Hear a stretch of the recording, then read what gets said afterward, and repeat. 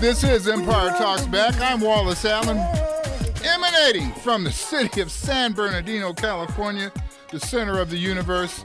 You know, a lot of people want to put a little pain on San Bernardino, and yeah, we've hurt a little bit. But you know, the beauty about hurting is it just lets you know how good it feels when you're not hurting. And we're not hurting. We've been hurt, but we're not hurting. We're still the center of the universe. We're still the gateway to Southern California. We're still one of the most beautiful places on the planet. And if you've had an opportunity to open your doors from the Inland Empire and look outside today, you'll agree this is one of those days that makes the world want to be in the Inland Empire. And if you're here, celebrate it, enjoy it, make yourself happy, and if you can, make someone else happy too. I'm Wallace Allen, and I have just been informed that my good friend Mr. Jamal Lilly's on the line. And, you know, before we get started too far, I want to remind you that Empire Talks Back is brought to you by Covered California, not just health care, but life care. Brought to you by WestSide Story Newspaper, the soul of the empire, and the Improve Association, where referrals are real. We have a little bad news. If the gentlemen weren't going to heaven, it would be real bad news. But our friend Mr. Bill Ratibu J. Cox decided that it was time to go home, and he left this world last week, and we'll be celebrating and memorializing him this coming Thursday at New Hope Missionary Baptist Church at 10 o'clock. That means you'll probably want to get there about 8:30 so that you'll get a seat. The Inland Empire loved Bill J. Cox. Bill J. Cox loved the Inland Empire. And there will be many people there to demonstrate that love and appreciation as we memorialize a young man who was very much an activist, very much an agitator, very much a soother, a friend of mine, and I'm very blessed to have ever been able to be in Mr. J. Cox's presence. And once again, Thursday at New Hope Missionary Baptist Church in the city of San Bernardino, 10 o'clock in the morning, we will begin to continue expressing our love for Mr. Bill Ratibu J. Cox. Bill, we appreciate you very much, and you know, if you want to call in from heaven today, you've already done so because you're on my mind. Don't scare the hell out of us by actually calling in. Okay. All right. Ratibu J. Cox, my buddy. Listen, we've got another person whose name is in the news. Mr. Donald Trump has said that Jamal, he said he's going to get your vote. He said he wants 100% of the African American vote. Now, I'm a person that works on conditions, and I love contracts and agreements, and I love to make a deal.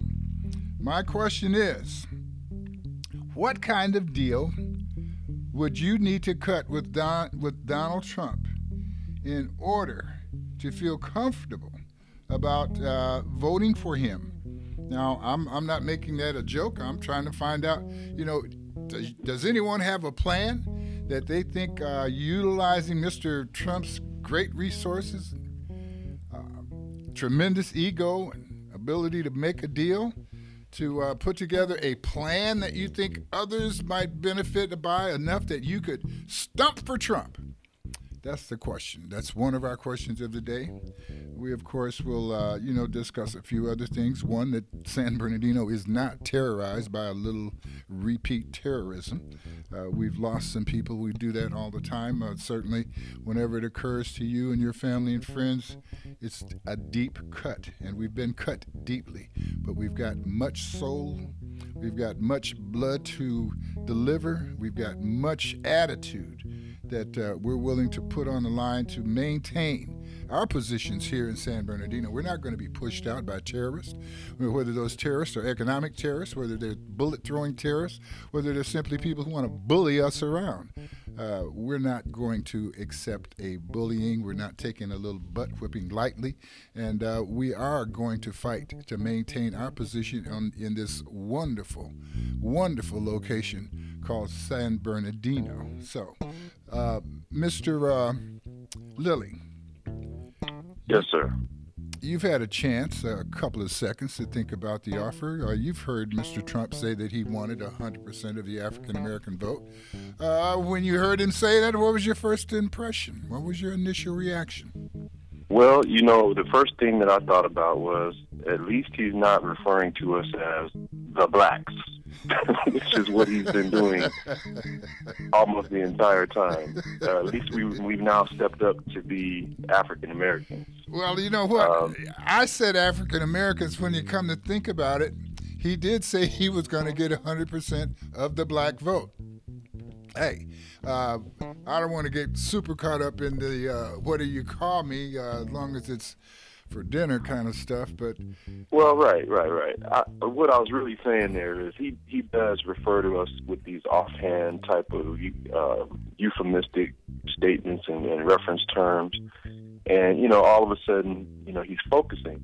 And the thing I thought about is the reason why he would want to do such a thing is because the Republicans know that they can't win the White House, or any political party can't win the White House, without getting at least a significant portion of what we call the progressive vote or the liberal vote or whatever it is. Okay. And the way that the electoral process works and all these things, the bottom line is what you find out, first of all, is that the liberal or the progressive or left-leaning areas of the country happen to coincide with the blackest cities and the blackest districts and the blackest areas.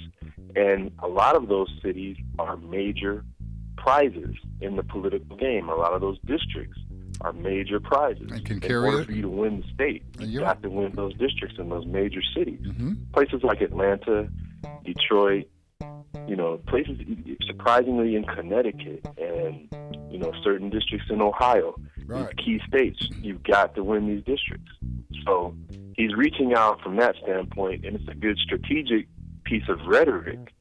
But the bottom line, man, let's be real. We had the folks on, I guess, those two ladies, I guess it's been, 2 or 3 months ago? The stump for Trump queens, yes. And yeah, you remember them. Absolutely. And the absurdity, and I don't want to disrespect the people themselves, but the way that they were promoting the cause that they were trying to champion, and the things they were saying as the reasons why they should, someone black should vote for Donald Trump.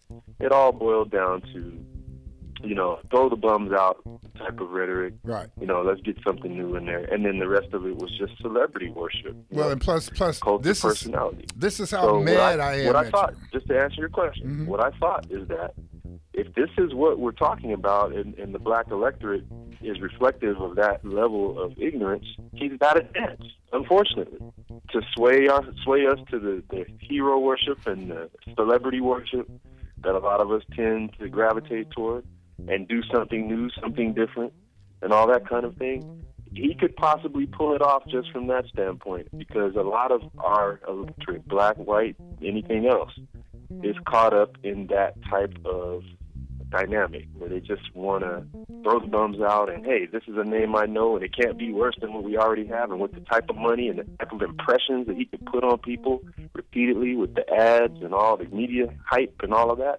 he could sway minds in a year's time. Very to do good. Something like that.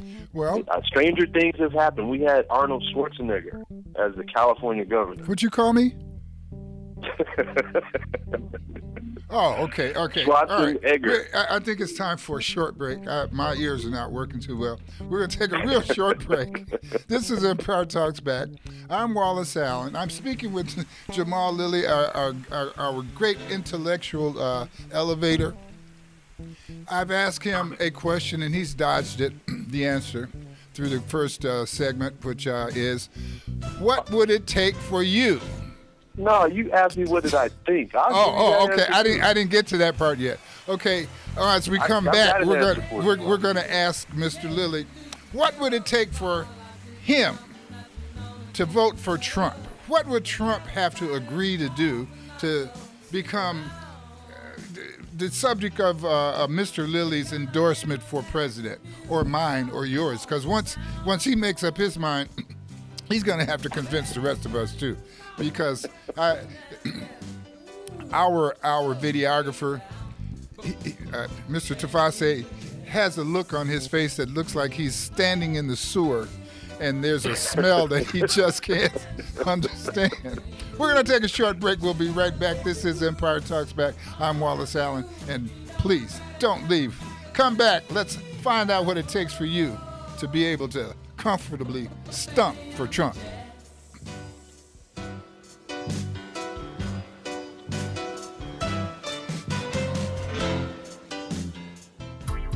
Imagine that you're among the 4 out of 5 people who received help paying for quality health coverage through Cover California at the lowest possible cost. Imagine seeing a doctor for everyday aches and pains, unexpected emergencies, and preventative care. Imagine receiving help finding a health plan that's absolutely right for you and your family. Imagine not having to imagine. Covered California. It's more than just health care. It's life care.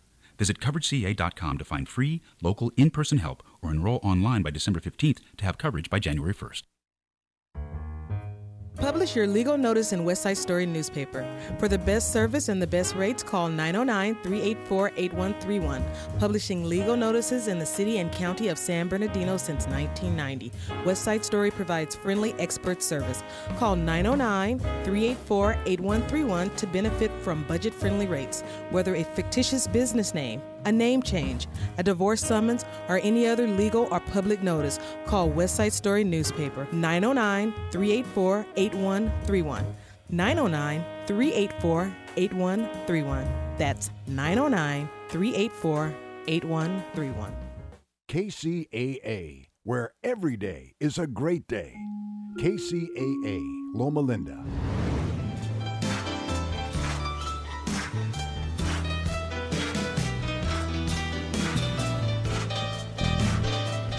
Oh, Benny and the Jets. That reminds me of Lakeside. I don't know why Benny and the Jets reminds me of Lakeside, but I don't know where you're spending your New Year's Eve, but if you haven't made up your mind, there's going to be a great program in the city of San Bernardino at 1073 North Mount Vernon. There will be a very special birthday party for Miss Lynn Paul, and she has pulled together the Lakeside, the original Lakeside band to come and play for her birthday and play for your New Year's Eve. And you can participate in that. All you got to do is give Miss Lynn a call. I know her number is 909-258-0254. That's 909-258-0254. Call, make your reservation for your New Year's Eve party in the city of San Bernardino. Band Lakeside. You'll enjoy that. And speaking of music, that is not a record playing under my voice or above my voice or next to my voice. That is the mood master, Mr. Anthony Garcia. And he is, I think, the greatest bass player on the planet. And you may need some music or musician to help celebrate your holiday season. You want to give us a little holiday music in there, Mr. Garcia? Man, isn't that wonderful? That's better than having. He didn't miss a beat. He didn't miss a beat. It's like, and you don't have to have me there. I mean, I just want you to know, if you invite Mr. Garcia to come and play, you will be able to get him to instantly change music, tones, and voices and tunes just as quickly as I did. Let's go to jazz.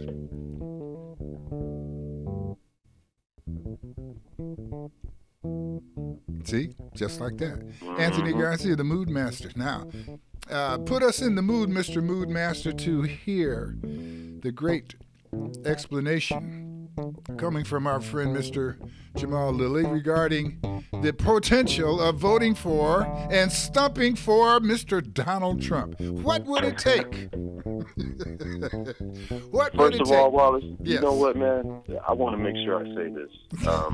shout and well wishes and wishes for speedy recovery to our brother, Mr. Leonard Evans. Absolutely. I miss him, and I wish that he was on the call for this particular topic. I really wish. Yes, he called. He called this morning to let me know that they switched his medication yesterday, and that he didn't quite feel right for talking on the phone today. He probably would have taken over the whole show, and he thought maybe he should just kind of slow down and back off for a minute.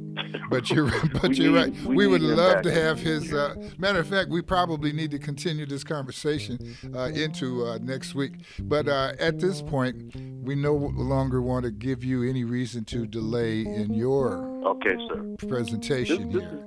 This is what I think. Okay, first of all, Donald Trump has moved from doing real estate and all of that as his primary means of making money to basically branding his name, or putting his name on products and then selling the Trump image on attachment, by attachment to everyone's products. Very smart he man. wants to endorse and whatnot. So what I say is this: he's got the power to do something to affect how these products are produced, where they're produced, yes, where they're sold, and the price they're sold at.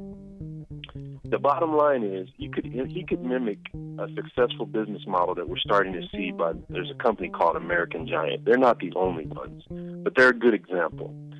In the internet age, you don't need retail outlet stores and all the high overhead. You just go and sell your stuff on the internet and pass the savings along to your customers. Produce your stuff in the United States like American Giant does. Source your fabrics and your fiber and your dye and all of these things from American sources to make apparel in this case, because Trump definitely puts his name on apparel lines. American Giant is an apparel line. Source everything in the United States. Use American workers. Use American distribution. Don't waste your money on retail outlets. Sell online. That's how young folks are buying, and everybody's buying more and more every year anyway. Employ people here with your name attached to the products that you're already endorsing, or get another supplier or another brand or another type of product that you can produce here. The bottom line is he could do that tomorrow before he's elected. Before the election. Show the people of America that he's serious about bringing American jobs back home. Before the election. Do you think the people would not buy even more then? Of course they would. Sound like a method to get people to stump for Trump. You know, Mr. Lilly,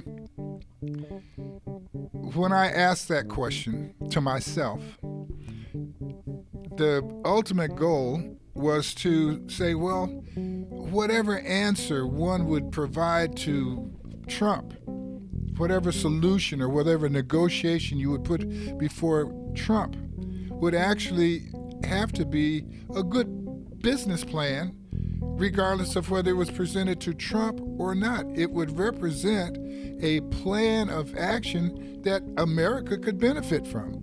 And that's exactly what you've described. Something that creates an emphasis on American workers, on the desires of American consumers, and to create work here in America to answer those demands.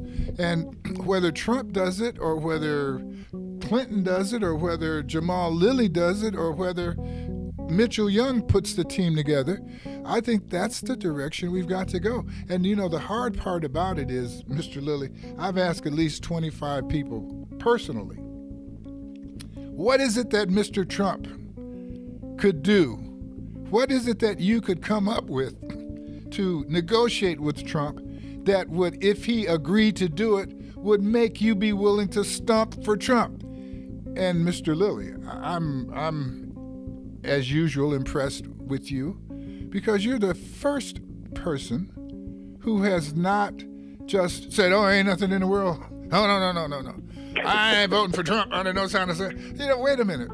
If Trump sat you down and wrote you a check for $5 million, I know you would sell me out. And if you didn't, I'd be upset, because I don't know anybody else with $5 million that I could sit down and split up and, you know, maybe go do something with. And he's just buying your vote. So we have to be realistic about, I think, the imagery of who we're talking about and the actuals of what they're talking about, and more importantly, what is it that we want? What is it that would be beneficial enough to me that it would create no haters? Because they would realize that if that happened for me, I would be in a better position to make things happen for them. And that seems to be what we're not able to look at as a group of folk, a group of people. America should be able to look at the diminished returns from the African American and as a result of the experience that we have in America, to look at what could it be like were we simply welcomed into society, where if our talents were welcomely taken by society, as opposed to, well, okay, come on. Okay, you can do this. Okay, you're great at sports. Okay, you're great. Listen, engineering, architecture, medicine. There's not been a field that African Americans have been exposed to, allowed to participate in, encouraged to participate in, that we haven't made great contributions, not just for ourselves, but for the planet. And folks, as I say all of that, I want you to look at the people that are getting stacked up at the borders because of wars, because of the fact they can't go home, because somebody is blowing their house up, setting it on fire, trying to make them stump for a social position that they don't want. ISIS and regime-changing desires to change regimes has upset people all across the planet, and we are now misusing the talents that they have and represent, much the way we've not taken advantage of African Americans' talents here in America. The way we haven't taken advantage of each other, the kindnesses that we can represent to each other. We have to wait until something like the massacre in San Bernardino last week to get people who walk next to each other, who live next door to each other, who ride on the bus next to each other, who ride in the lanes on the freeway next to each other, to want to be sure that we are treating each other comfortably now, because we realize that treating people like crap can make them be upset enough to do some really stupid stuff. So folks, we don't need to wait in order to be kind. We shouldn't wait for problems to assert themselves before we come up with good solutions for getting along. The city of San Bernardino is going to be a great example for the world, because we are going to get better here. People throughout the Inland Empire are going to be making contributions, because now we can see that what people have been talking about as, a bad place to be, folks are going to come together. America's going to come together, and we're going to make better use of black folk. We're going to make better use of everybody who's got a contribution to make, because that's the only way to make progress. We can't be trying to get even. We have to try to get ahead. And the best way to get ahead is to shake hands with each other, team up with each other, buddy up with somebody, and say nice things to each other. You say nice things and people become those things. If you say dumb things, mean things, they'll become those things also. So now, as I ask you again, going into this next segment, what does it take? What would you do? What kind of offer would you make to Mr. Donald Trump if you thought that he was going to be able to actually do these things? And Mr. Lilly, you pointed out the things that you're talking about, the economic development, the economic commitment that a Donald Trump or a group of capitalists, period, who are looking for something great to invest in, they can simply step up, ask for some great ideas. I've got a couple $100 billion that's sitting in banks or sitting somewhere. That's not a bad estimation of money that's not moving that could be used. And if we can inspire people with good ideas, maybe they'll shake that money loose. Maybe Trump isn't the only one that we should be ready to stump for. I don't know. We're going to take a short break. We're going to continue our concern. We're going to talk about the things that will make America better, things that make San Bernardino better. And before we go into this break, there's something that could make your life better if you've got broken dentures. If you've got a denture with a tooth missing. If your denture is bent, doesn't fit quite the way it used to fit. I've been able to talk Mr. Eric Hall, the proprietor of Kingdom Dental Labs, into doing something that'll give us a break here. If you've got a dental issue with your dentures, I want you to give Mr. Kingdom Dental Labs a call, 909-748-7171. That's an easy number to remember, 909-748-7171. He is a dental lab, and he will fix your denture very inexpensively. Normally, it starts at $100. You tell him that you heard it on Empire Talks Back, and for $70, he'll get started on working on your denture.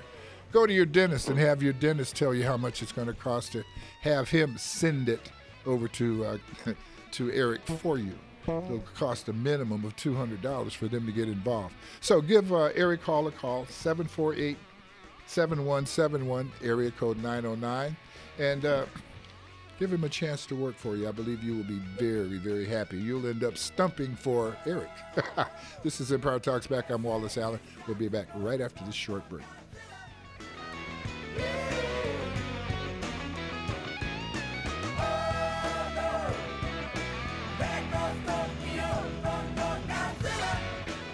Did you know Cover California can help you find a low-cost quality health care plan that's absolutely right for you and your family? Did you know there's coverage for unexpected emergencies and everyday aches and pains? Did you know free preventative care like blood pressure and cholesterol screenings are also provided to stop small problems from getting bigger? Well, now you know. Covered California. It's more than just health care. It's life care. Visit CoveredCA.com to find free, local, in-person help or enroll online by December 15th to have coverage by January 1st. Publish your legal notice in WestSide Story newspaper. For the best service and the best rates, call 909-384-8131. Publishing legal notices in the city and county of San Bernardino since 1990. WestSide Story provides friendly expert service.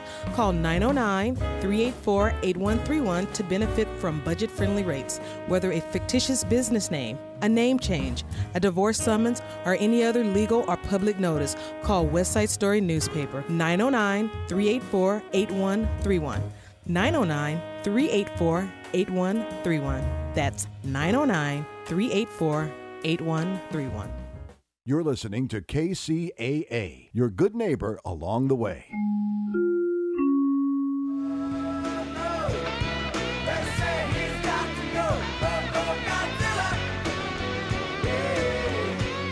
We have a couple of college students that said, you know, we'll stump for Trump if he'll pay our tuition, our books, our gas, our this, that, and the other. But you know what they're saying is invest in me and I'll make us all free.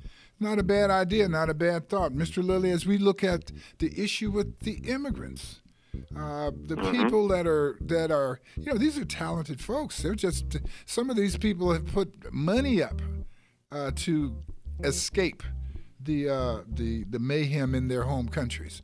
Much like we have people who, south of the border, put money up to get the opportunity to get in a better life position. When we assess the potential of these people, if I had a lot of money and I was looking at a group of people who wanted to maintain their cultural aspects and simply move themselves out of danger, move themselves out of political oppression, you know, it might be a good investment to invest in that community. I've suggested that maybe if we were to be really concerned about immigrants or poor people or any group of folk that we think are not being economically as progressive as they could, we could invest in those people as opposed to trying to help them with charity. Let's create some type of income opportunity for them. They should be able to take some type of government contract or some kind of private contract that's going to give them some potential to lever so that they'd be able to self-generate. Does that make sense to you, Mr. Lilly? Well, see, Wallace, the thing that you're talking about, here's the thing. Donald Trump is in a unique position among recent candidates. You'd have to go back to probably Ross Perot or somebody like that before you could find something similar. The unique position, number one, is he could split off into a third-party scenario and do very well, be significant, more than a blip on the map. And so he's got leverage within his own party because of that. The second thing is that he doesn't have to wait until he's elected in order to affect things that people want to see happen. That's right. And so you're looking at a situation where you can go to Donald Trump, you need something from him, he needs something from you, and it's got to take place before the election. Therefore, the old George Bush adage about campaign promises are made to be broken, which he did utter more than once on the record, those things don't apply anymore. You don't have to worry about a campaign promise. Let's do this, Donald. Right. So I just named that one thing when we were talking a little while ago. You mentioned immigrants. One thing you could do with the immigrants is there's something called an L1 visa. I just recently learned about myself. To make a long story short and not be complex about it, it's a type of visa that you can get in order to hire people who are foreign citizens so they can come into the country legally in order to do some sort of work for your company. The only thing about it is that the company has to be considered an international business, which means it has to have at least one office here and one office abroad in another country. Okay. Once you meet that qualification, you can hire these workers to come to the United States, do work for you legally, and they can stay here for up to 7 years doing that. And then there's another process by which they can become permanent citizens if they want to do that. Now, if you have the wherewithal and the concentrated capital of a Donald Trump, the same situation that I was speaking about that you could do in order to jumpstart American businesses and all that kind of thing, you could do the very same thing, and it would make sense for your company to do so because, yes, these workers could be the type of workers who would accept lower wages, but you would still have to pay them on an American scale, meaning American minimum wage would apply. You would still have to give them the basic types of benefits and things that American workers enjoy, so they couldn't really be exploited any more than anyone else. And it makes sense for you because you could pay them as, the lower end of the acceptable legal spectrum of wages.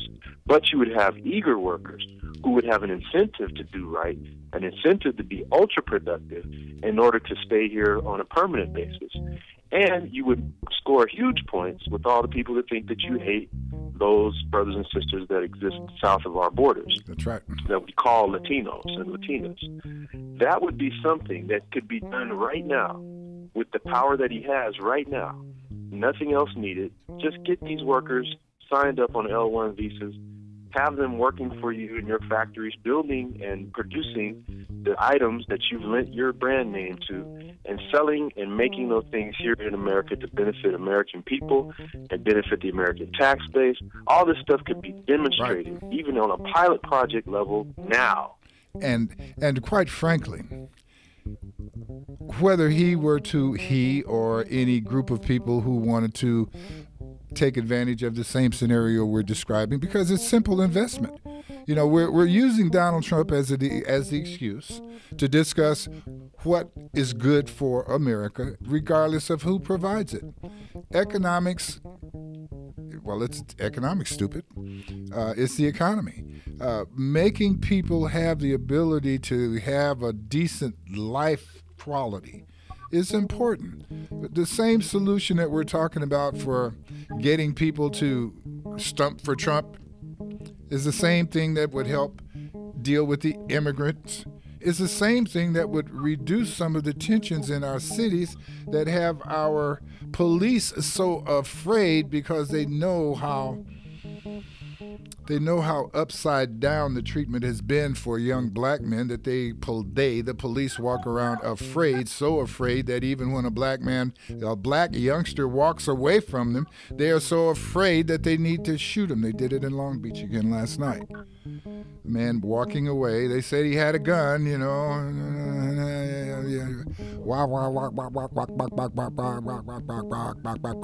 all of that stuff. So the issue still is, what do we do to make people trust each other enough to take that money I mean, if you're a billionaire and you've got all that money sitting around, some of it is working, but most of it's sitting. Invest it. Invest it in people. Invest it in the type of production that people can participate in. You want us to buy stuff, you got to give us a job so we can afford it. How can people go buy and be good consumers if they don't have jobs? That's just a circle. Okay, so we make an excuse. We say, vote for Trump. What does it take to make you vote for Trump? What does it take to make rich people, billionaires?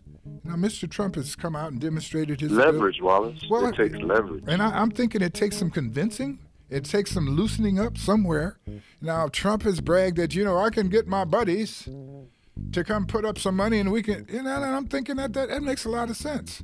It makes a lot of sense. Go get your buddies. Meet me at Stones and Chins, and we can sit down and work something out. Or Molly's. I mean, I'll meet Trump where he wants to be met. I think I could put a little money together if he said, meet me in New York. I could probably get a little collection to go meet him. But the point is, what are we going to do? We're going to try to do something that's beneficial for each other. And I know that in order for me to sleep well, I can't just feed Wallace. I've got to feed friends and family and associates and make folks feel that we're making a contribution. Otherwise, you generate the haters. And I can understand it because I'm not affectionate to people who are simply trying to do for themselves and not feed the rest of us. So why would I expect people to cheer just because Wallace made a little money and you didn't?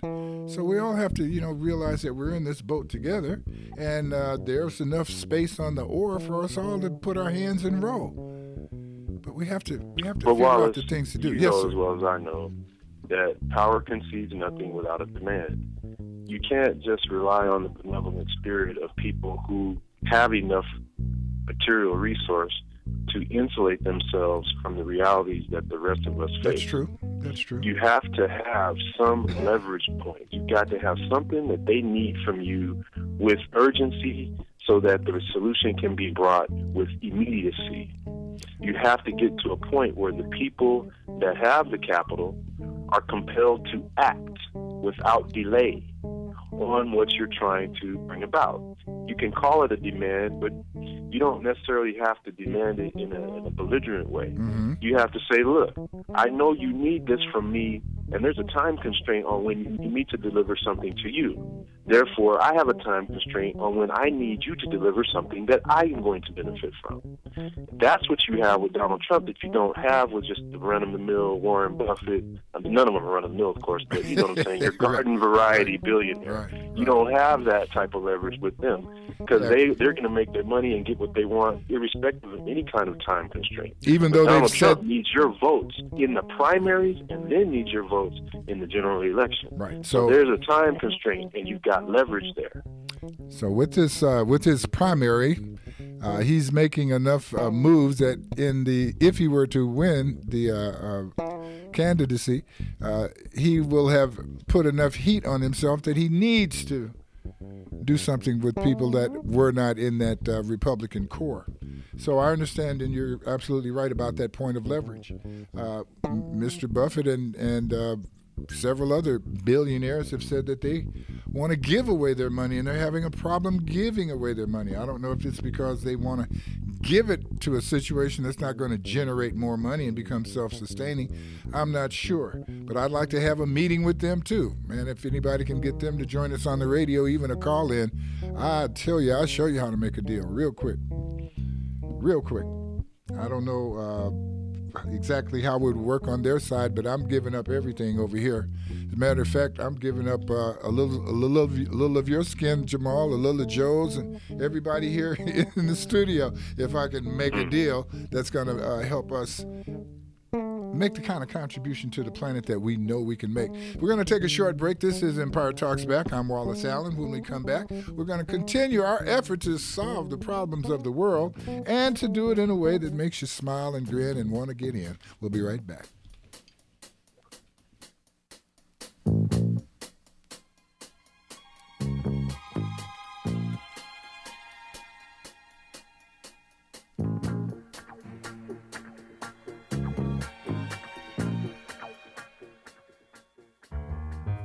Publish your legal notice in WestSide Story newspaper. For the best service and the best rates, call 909-384-8131. Publishing legal notices in the city and county of San Bernardino since 1990. WestSide Story provides friendly expert service.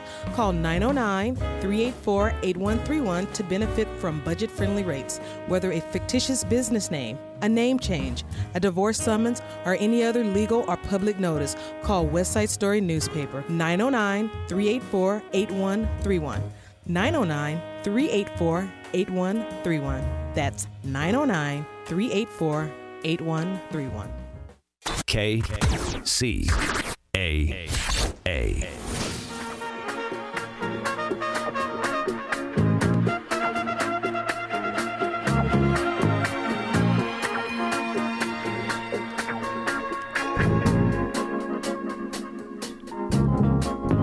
Empire Talks back. I'm Wallace Allen, on the case for truth and justice with the right information to help improve the situation. LSSTLK will be performing in the city of San Bernardino on New Year's Eve.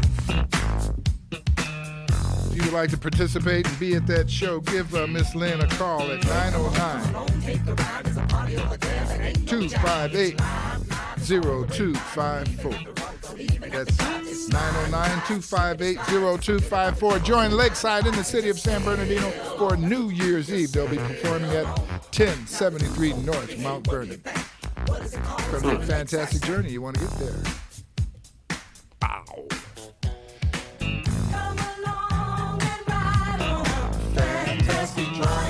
All right. Your boy, it's been a fantastic journey in the city of Chicago. About a year ago, officer decided that a young man walking away from him was disrespectful or whatever, and he shot him a couple of times and probably killed him with the first 2 or 3 shots, and then pumped another 12, 13 shots in him. Kid's name was Laquan McDonald. There was some video, a couple of videos of the deal. One of them was taken from a Walgreens store across the street. Police went in and, did their job to see how good that video was, and somehow, as they were looking at it, the doggone thing got deleted. Man, terrible thing. But there was still another one, another video. It was a dash camera that caught a pretty good view or two of what happened. But it was so accurate that we don't know exactly who the people were, but they were so interested in it. They just had to watch it every day for a year, and they couldn't make it available for anybody else to see. I'm sure that's what it was. But there was a journalist who wanted to see that video because they had been doing some investigation, and in their investigation they actually read a coroner's report where the coroner had indicated that, contrary to the police report, which had said that the young man was killed by a shot to the chest, the coroner's report suggested that there was more than that to it. The coroner's report said multiple gunshots. Well, this journalist, wanting to be sure that they impressed their high school journalism teacher, did the right thing and wanted to investigate more. So they called and said, hey, can we see the video so I can see why, what's up with the multiple gunshots? They told him no. So he did what a good journalist would do that has a powerful newspaper behind him. They went to court and got what is known as a decision by the judge for public information, and the judge ordered that the video be released. Once that order for the video to be released was made and people knew that the video was going to be available for the public to see, all of a sudden the policeman who had been still working after he shot Laquan McDonald 16 times, he's still working. All of a sudden he was not only taken off work, he was arrested and charged. Seems like the potential of seeing this video woke up some people, like the DA there, the prosecutor. Well, I'm going to get up off my sarcasm and folks point out that this video is very incriminating. It was so incriminating that the mayor of the city decided to fire the police chief. And when he did it with as kind of words as he could. I guess he didn't want the chief to get real ticked off and point out that, Ron, you and I have been watching this video together. You could have, if you wanted to, made it available months ago, a year ago. But I'm going to bite the bullet, so I don't know. We probably look close enough. We'll find that the police chief got the normal parachute, and I bet he probably got a little extra change somewhere from some folks who didn't want him to throw them under the bus like he was being thrown under the bus. So now we've got people in the city of Chicago not only upset about that shooting, but they want their mayor, Ron Emanuel, to resign. Do you believe that he didn't know about the video? I mean, I obviously don't. But, you know, I've been wrong before, and all of you know that I'll say things sometimes simply to get you to say something.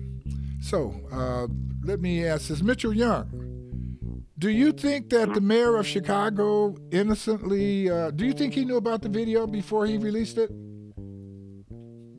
Mr. Young? You're asking? No, I've got a couple people in the studio. I'm just asking. Mr. Young, do you believe it? He can't talk loud enough for you to hear him, but he sounds like he is. Do you believe it? Yes or no? You believe that he knew about it? Okay. Mr. Tafase, do you believe that the mayor knew about it? I believe he had to know about it. You think he had because he was the mayor. Miss Naomi, do you think that the mayor of Chicago was aware of that video before it was released? How about in the studio, Mr. Joe, our engineer? Do you think that the mayor of Chicago was aware of the video before he released it? He's saying he's not sure if what he should think. Okay, because he's got the mood master in there. The mood master might poke him with the guitar. What does the mood master think? He's got his earphones on. He didn't hear me. So, okay, we had 5 votes. 3 said yeah, 1 said I don't know, and the other one ignored me. So no, Wallace, the phone cut off. Okay, so now I'm going to ask you, Mr. Lilly, do you think that Mayor Emanuel was aware of that video before he released it, or do you think he just saw it the same day that the rest of the public saw it? Absolutely, he was aware of it. You know, Rahm Emanuel is one of the slipperiest, snake in the grass type of politicians you'd ever want to meet. He's a good politician, right? Of course. Because you made the snake in the grass thing sound like, hey, you know, being able to crawl on your belly wasn't one of the prerequisites of being a good politician. But anyway, I shouldn't be so mean all the time. I apologize. I was going to be nice today. I apologize.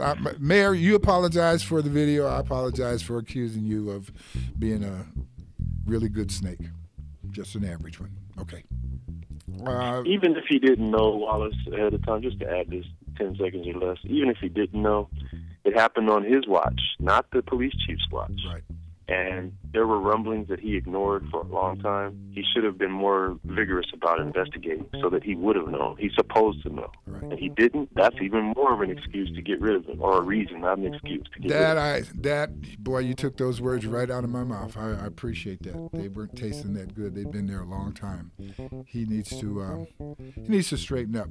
And, you know, to become a little bit more like the mayor of San Bernardino, a man who's humble, who's humbled by the things that have gone on in the city, but a man who's also got courage to stand up and face those things and attempt to straighten them out. He's opening his heart for contributions from people throughout the city, throughout the area. What do we need to do to make San Bernardino a better place? And I appreciate that from him. And also because I have made myself very well, let's say I've kicked the San Bernardino Police Department many times because I thought they were in position to do that because of the way they've treated people. But I have to say that I'm very proud of the way they were able to act and respond to the idiot shooting that took place, the terrorism. They stood up, and I'll say our police chief has held himself in very strong account with dealing with the newspapers and press conferences and things of that sort. I'm proud of them. I'm proud of them, like I know that they can do great things, and I expect them to do great things, and among those things is to respect the people that they are hired to work for in the city of San Bernardino. And I would appreciate if some of those brave men and women who work for the city in terms of our police force, I wish some of them would move into town. It would make the city feel more secure. We like you. We would like for you to like us enough to not only work here, but live here. But if you can't do both, then do a good job of working here while you're here. And the standard that you set as a result of the shooting of last week is a good one, and we do appreciate you for that. As we look forward here, I want to again point out that Martin Luther King's birthday will be on the 15th of January. There will be a breakfast. The big Martin Luther King breakfast will take place this year at San Bernardino State University, San Bernardino State College, at the Cosilas, did I say that right? Cosilas Auditorium, Gymnasium. So plan for that. I'd like to point out that we are in what I'll call the cultural curve for the African American community. We have one of our greatest heroes, a black man, celebrating his birthday on December 25th. Then Kwanzaa. Then we've got Martin Luther King in January, and Black History Month in February, and then Women's History Month in March. So December, January, February, and March, times to demonstrate the great spiritual contributions that African Americans have made. Hopefully everybody can lay their head on the pillow with good thoughts about themselves and the rest of the community. And I'm just saying, folks, take a little more pride in this holiday season. It starts in December, and for the African American community moves all the way into March. And so we ask you to join us. Be kind to yourselves, be kind to everyone else, respect yourselves, respect everybody else, and let's bring terror to the terrorists by smiling and hugging and in general being nice to each other. Folks, we have, Jamal, the people who were murdered, obviously we know to feel bad for them and sympathy for them and their families. The people that were wounded, we need to know that we need to be empathetic and sympathetic to them. And the people who witnessed it also are in a position of trauma. And all of us have access to the trauma, and we also have access to the solving of the bad feelings that come from the trauma. Be kind to each other, folks. You don't have to know someone in order to smile at them. I'll bet you if you're one of those people that when you smile and speak to a stranger, your kids say, well, who was that? That means you're not doing enough smiling and enough speaking to strangers, because your kids should know that it's good to smile and speak to strangers. And you don't have to know who it is. You simply have to know that if they're here on the planet with you, they're some of God's people, and they should be respected and appreciated. This is Empire Talks Back. I'm Wallace Allen. I appreciate you very much. Jamal, thanks for your call in. Mood Master. People talk about you quite a bit, and it's always kind words about how you set us up. I know you're laughing because you know yourself, and you wonder how could we have such wonderful feelings about you when you know all of the bad things about yourself. Well, that's the way we all are. We all know the bad things about ourselves, but that smile from somebody else makes us feel better, and your music makes us feel better. So thank you, Mr. Mood Master, and to all you listeners, we appreciate you very much. We'll see you next week under two circumstances.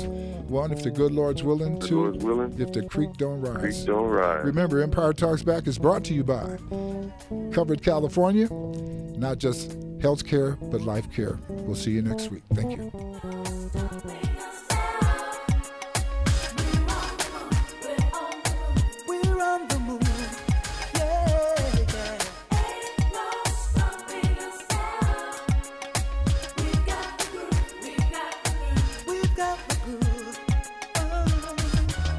There's been so many things that held us down, but now it seems like things are finally coming around. I know we've got a long way to go, where we This is 1050 AM KCAA Loma Linda and 106.5 FM Yucaipa.